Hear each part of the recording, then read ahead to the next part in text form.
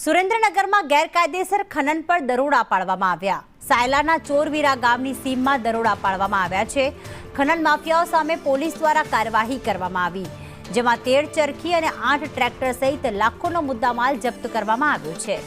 ખનન માફિયા મજૂરો સહિત 7 લોકો ઝડપાયા। ખાણ ખનીજ વિભાગે વધુ તપાસ હાથ ધરી છે। ભાવેશ જોડાઈ ગયા છે। ભાવેશ, આ કંઈ ખનન માફિયાઓનો આજનો પ્રશ્ન નથી, ભૂતકાળમાં પણ અનેક ખનન માફિયાઓને ઝડપી લેવામાં આવ્યા છે, બધો મુદ્દામાલ પણ કબજે કરવામાં આવ્યો, તેમ છતાં ગેરકાયદેસર ખનન હજુ પણ ચાલુ છે, ત્યારે આ વખતે શું કાર્યવાહી કરવામાં આવી?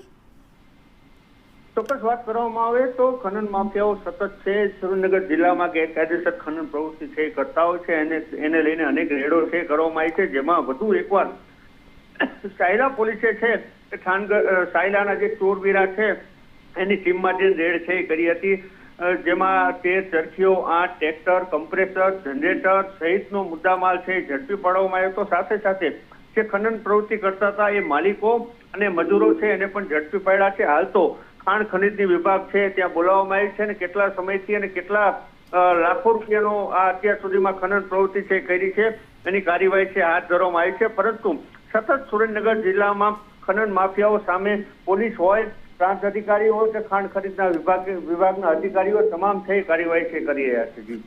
બિલકુલ, આભાર તમામ વિગતો માટે।